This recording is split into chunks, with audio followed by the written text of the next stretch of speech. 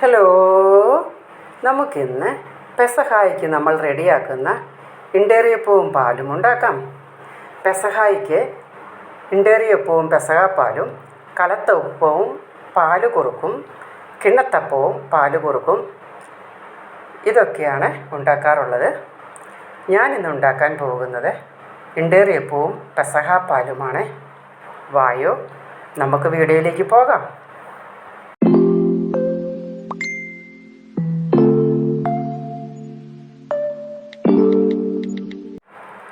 വറുത്ത അരിപ്പൊടി 1 ഗ്ലാസ് നമ്മൾ പള്ളിയിൽ പോകുന്നതിന് മുമ്പ് തന്നെ പച്ചവെള്ളത്തിൽ കുഴച്ച് നമ്മൾ റെഡിയാക്കി വയ്ക്കുന്നു. ഉഴുന്ന് പരിപ്പാണ് നമ്മൾ ഇതിനായിട്ട് ഉപയോഗിക്കുന്നത്. ഉഴുന്ന് പരിപ്പ് 1 സ്പൂണ് ഞാൻ എടുത്തിട്ടുണ്ട്. അത് നമ്മൾ കഴുകിയതിന് ശേഷം പച്ചവെള്ളത്തിൽ നമ്മൾ വെള്ളത്തിൽ കുതിർത്താനായിട്ട് ഇടുന്നു. ഇപ്പോൾ ഞാൻ ഈ അരിപ്പൊടി ഒന്ന് കുഴച്ചുകൊണ്ടിരിക്കുകയാണ്. ഇത് നന്നായിട്ട് കട്ടയില്ലാതെ കണ്ട് നന്നായിട്ട് കുഴച്ച് ഒരു ഉണ്ടയുടെ പരുവത്തിൽ നമുക്ക് ഉരുട്ടാനായിട്ട് സാധിക്കണം. എങ്കിൽ മാത്രമേ നമുക്ക് അത് നന്നായിട്ട് കുഴഞ്ഞു എന്നുള്ളത് നമുക്ക് മനസ്സിലാവുകയുള്ളൂ.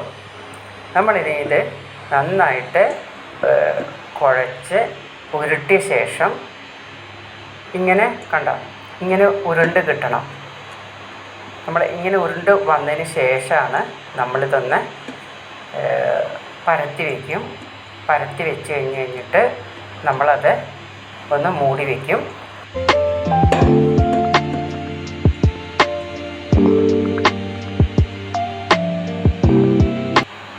ഇങ്ങനെ ഉരുട്ടി നോക്കണം. അപ്പോൾ ഈ നന്നായിട്ട് ഉരുണ്ട് കിട്ടണം. ഇനി നമ്മൾക്ക് ഇതൊന്ന് മൂടി വയ്ക്കാം. മൂടി വെച്ച് കഴിഞ്ഞിട്ട് നമ്മൾക്ക് ഉഴുന്ന് പരിപ്പ് വെള്ളത്തിലിടണം. അത് പള്ളിയിലൊക്കെ പോകുന്നതിന് മുമ്പേ തന്നെ ഇതും വെള്ളത്തിലിട്ടാലേ വൈകുന്നേരം ആകുമ്പോഴത്തേന് കുതിരുള്ളൂ. അപ്പം അതുകൊണ്ടാണ് രാവിലെ തന്നെ ഇതും കഴുകി നമ്മൾ വെള്ളത്തിലിടുന്നത്. ഇനി നമ്മൾ ഇത് വൈകുന്നേരം ആകുമ്പോഴത്തേന് ഇനി ഉഴുന്ന് പരിപ്പ് നമ്മൾ എടുക്കുകയുള്ളൂ. ഇനി നമ്മൾക്കിതിന് ആവശ്യമായിട്ടുള്ള തേങ്ങ, 1 തേങ്ങയാണ് ഞാൻ ചിരണ്ടിയിരിക്കുന്നത്. 8 ഉള്ളി എടുത്തിട്ടുണ്ട്. ജീരകം 1 പിഞ്ചെടുത്തിട്ടുണ്ട്. 3 വിരൽ വെച്ച് കഴിഞ്ഞിട്ട് വെളുത്തുള്ളി 3 അല്ലി എടുത്തിട്ടുണ്ട്. ഉഴുന്ന് പരിപ്പ് വെള്ളത്തിലിട്ടത്, പിന്നെ ഉപ്പ്, നീര്, ഇത്രയാണ് നമ്മൾക്ക് ആവശ്യമായിട്ടുള്ളത്. ഈ വെളുത്തുള്ളിയും നമ്മളുടെ ഉള്ളി ഉണ്ടല്ലോ അതും ഒന്ന് അരിഞ്ഞെടുക്കാം. അരിഞ്ഞ് കഴിഞ്ഞിട്ട്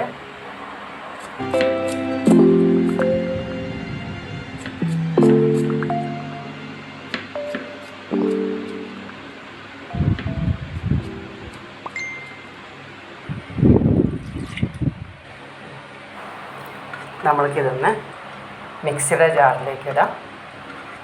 ഉഴുന്ന് പരിപ്പിടുക. അത് കഴിഞ്ഞിട്ട് ജീരകവും വെളുത്തുള്ളിയും പിന്നെ 2 ടീസ്പൂണ് തേങ്ങയും കൂടെ ഇട്ടാണ് നമ്മൾ വളരെ നന്നായിട്ട് ഇതൊന്ന് അരച്ചെടുക്കണം. അപ്പോൾ നമ്മൾക്കിത് നന്നായിട്ട് അരച്ചെടുക്കാനായിട്ട് പോകാം. 2 ടീസ്പൂണാണ് ഞാൻ തേങ്ങയാണ് ഇതിൻ്റെ കൂടെ ഇടുന്നത് കേട്ടോ. ഇതൊന്ന് ഇട്ട് കഴിഞ്ഞിട്ട് ഇതൊന്ന് വളരെ നന്നായിട്ട് ഇതൊന്ന് അരച്ചെടുക്കാം.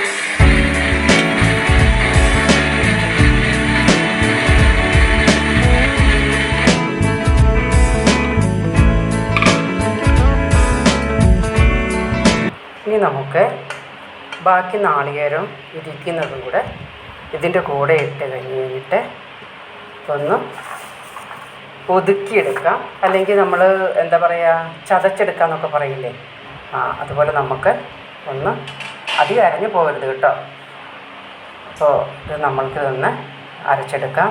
ലേശം വെള്ളം നമുക്ക് ഇതൊന്ന് അരിയാനായിട്ട് ഒന്ന് ഒതുക്കിയെടുക്കാനായിട്ട് ലേശം വെള്ളം കൂടെ നമ്മൾ ഒഴിക്കുന്നുണ്ട്. അപ്പോൾ നമ്മൾക്കിതൊന്ന് അരച്ചെടുക്കാം.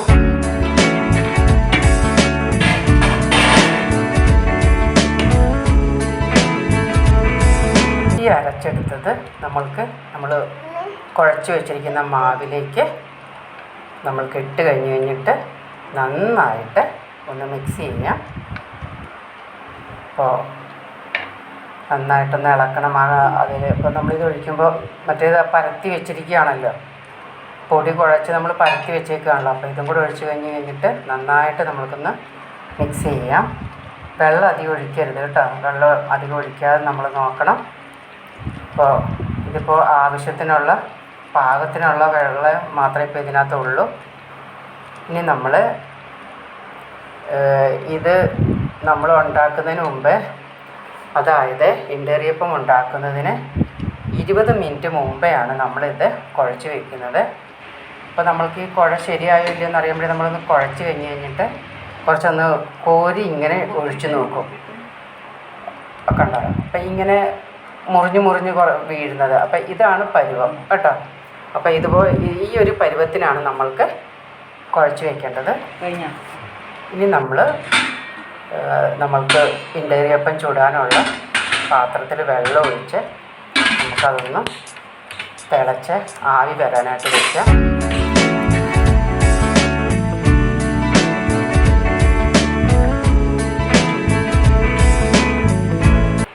ഇണ്ടേറിയപ്പം ഉണ്ടാക്കാനുള്ള മാവ് ഒഴിക്കാനുള്ള പ്ലേറ്റ് എടുത്ത് കഴിഞ്ഞിട്ട് അതിൽ ലേശം വെളിച്ചെണ്ണ നമുക്ക് പുരട്ടി കൊടുക്കാം. നമ്മുടെ കൈകൊണ്ട് തന്നെ പറ്റുന്നതായിരിക്കും ഏറ്റവും ബെറ്റർ. പണ്ടൊക്കെ അങ്ങനെയല്ലേ ഉപയോഗിച്ചുകൊണ്ടിരുന്നത്. അപ്പോൾ ഞാനിതിപ്പോൾ കൈകൊണ്ട് തന്നെയാണ്, ബ്രഷൊന്നും എടുക്കുന്നില്ല. അപ്പോൾ ഞാൻ കൈകൊണ്ട് തന്നെയാണ് പരട്ടുന്നത്.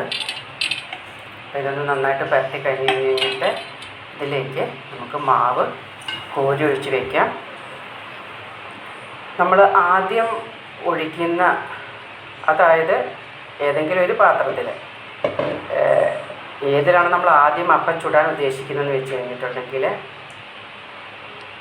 ആ പാത്രത്തിൻ്റെ നടുവശത്ത്, അതായത് മാവ് കോരി ഒഴിച്ചതിന് ശേഷം അതിൻ്റെ നടുവശത്തായിട്ട് നമുക്ക് ഓശാനയുടെ അന്ന് കിട്ടുന്ന കുരുത്തോലയില്ലേ, അതൊരു വലിയ കഷ്ണവും ചെറിയ കഷ്ണവുമായിട്ട് മുറിച്ചെടുത്ത് കുരിശാകൃതിയിൽ നമ്മൾ ഈ അപ്പത്തിൻ്റെ നടുക്ക് വയ്ക്കാനായിട്ട് ഒരിക്കലും മറക്കരുത്. അതിന് ശേഷമാണ് നമ്മൾ ഈ മാവ്, അതായത് ഇണ്ടേറിയപ്പത്തിൻ്റെ മാവ് പുഴുങ്ങി അല്ലെങ്കിൽ ആവി കയറ്റി നമ്മൾ എടുക്കുന്നത്. അപ്പോൾ നമ്മൾ ഇതൊന്ന് 2 പ്ലേറ്റിലും ഒഴിച്ച് കഴിഞ്ഞു. ആദ്യം 1 ഗ്ലാസ് അരിയാണല്ലോ, അരിപ്പൊടിയാണല്ലോ എടുത്തിരിക്കുന്നത്. അപ്പോൾ ഇത് 2 പ്ലേറ്റിൽ ഉണ്ടാക്കാനുള്ളതേ ഉള്ളൂ കേട്ടോ, ഈ 1 ഗ്ലാസ് അരിപ്പൊടി. അപ്പോൾ കറക്റ്റായിരുന്നു. ഇനി ഇതൊന്ന് നമുക്കൊന്ന് ആവിയിൽ വേവിച്ചെടുക്കാം. ഇതിൻ്റെ അടപ്പ് കൊണ്ട് നമുക്കിതൊന്ന് മൂടി വയ്ക്കാം. നമുക്കിതൊന്ന് തുറന്ന് നോക്കാം. നന്നായിട്ട് ആവി വന്നു, വെന്തിട്ടുണ്ട്. പഴയ നിയമജനതയ്ക്ക്, അതായത് മോശയുടെ കാലത്ത് ഇത് പുളിപ്പില്ലാത്ത അപ്പത്തിൻ്റെ തിരുനാൾ ആണെങ്കിൽ, പുതിയ നിയമത്തിൽ നമ്മുടെ കർത്താവായ യേശു ഈ തിരുനാൾ ദിവസത്തിൽ ജെറുസലേമിലെ ഊട്ടുശാലയിൽ സ്ലേഹന്മാരെ ഒരുമിച്ച് കൂട്ടി അവരോടൊപ്പം അന്തിമ അത്താഴം നടത്തുകയും ചെയ്തു. അന്നാണ് ഈശോ വിശുദ്ധ കുർബാന സ്ഥാപിച്ചത്. ഇനി നമുക്ക് പെസഹ പാൽ എങ്ങനെ ഉണ്ടാക്കാം എന്ന് നോക്കാം. അതിനായി തേങ്ങ 1 എണ്ണമാണ് ചിരണ്ടിയിരിക്കുന്നത്. ശർക്കര 2 എണ്ണമാണ് എടുത്തേക്കുന്നത്. സാധാരണ വെല്ലം എന്ന് പറയുന്നത് 3.5 കഷ്ണം വലിപ്പം ഈ ശർക്കരയ്ക്കുണ്ട് കേട്ടോ. അപ്പോൾ അതുകൊണ്ട്, പിന്നെ പൂവമ്പഴം 1 എണ്ണം വട്ടത്തിൽ മുറിച്ചതുണ്ട്. അരിപ്പൊടി 1 TSP ഉണ്ട്. ജീരകം 1 പിഞ്ചാണ് എടുത്തേക്കുന്നത്. ഏലയ്ക്ക 5 എണ്ണമാണ് പൊടിച്ചത്. ഇത്രയും സാധനങ്ങളാണ് നമുക്ക് പെസഹ പാൽ ഉണ്ടാക്കാൻ വേണ്ടി ആവശ്യമായിട്ടുള്ളത്. നമ്മൾ ഈ ശർക്കര ഒന്ന് നന്നായിട്ട് പൊട്ടിച്ചിട്ടാണ് ഒന്ന് തിളപ്പിക്കാനായിട്ട് ഇടുന്നത്. തിളപ്പിച്ച് നമുക്കതൊന്ന് അരിച്ചെടുക്കണം. അപ്പോൾ നമ്മൾക്കിതൊന്ന് തിളപ്പിച്ചെടുക്കാം. ഇത് നന്നായിട്ട് തിളച്ച് കഴിഞ്ഞിട്ട് നമുക്കിതൊന്ന് അരിച്ചെടുക്കാം.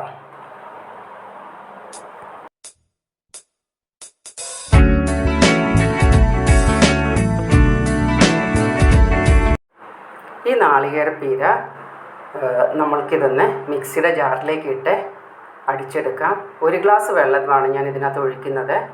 അപ്പോൾ നമ്മൾക്കിതൊന്ന് അടിച്ച് പിഴിഞ്ഞെടുക്കാം.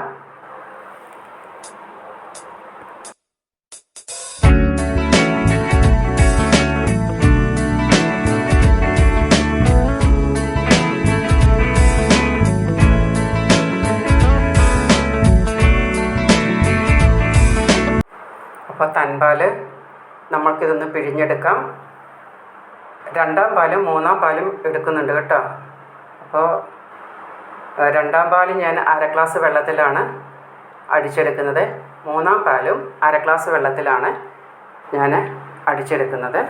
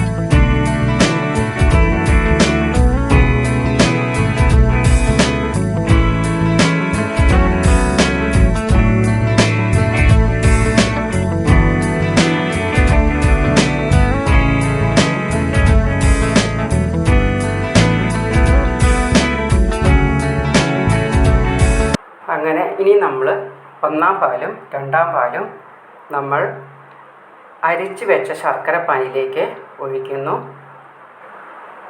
പിന്നെ 3ാമത്തെ നമ്മൾ അരിച്ചെടുത്ത പാലിലുണ്ടല്ലോ, അതിലാണ് നമ്മളുടെ 1 ടീസ്പൂൺ അരിപ്പൊടി നമ്മളവിടെ എടുത്തു വെച്ചിട്ടുണ്ടായിരുന്നല്ലോ, അത് നമ്മൾ ഈ 3ാമത്തെ പാലിലാണ് അതൊന്ന് കലക്കി കട്ടയൊന്നും ഇല്ലാതെ കണ്ട് നമ്മൾ ഈ പാലിലേക്ക് എടുത്തൊഴിക്കും. അതിനുശേഷം നമ്മൾ ഇതിലേക്ക് നമ്മളുടെ ജീരകപ്പൊടിയും ഏലക്കാപ്പൊടിയും നമ്മൾ ഇടുന്നുണ്ട്. അപ്പോൾ നമ്മളുടെ പൊടിയൊന്ന് ഇട്ട് നമ്മൾക്ക് ഒന്ന് കലക്കി നമ്മൾക്കിതിലേക്ക് ഒഴിക്കാം.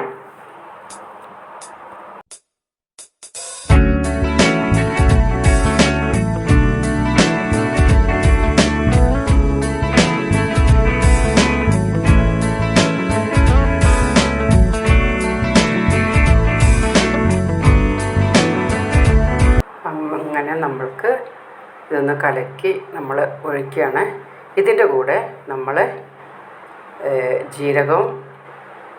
നമ്മളുടെ ജീരകപ്പൊടിയാണ്, ജീരകപ്പൊടി നമ്മളുടെ ഏലക്കാപ്പൊടിയും ഇട്ടു.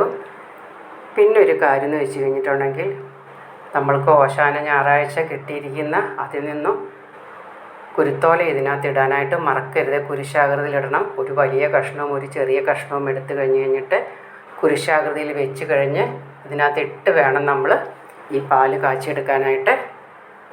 അപ്പോൾ നമ്മൾക്ക് ഈ പാലൊന്ന് കാച്ചിയെടുക്കാം.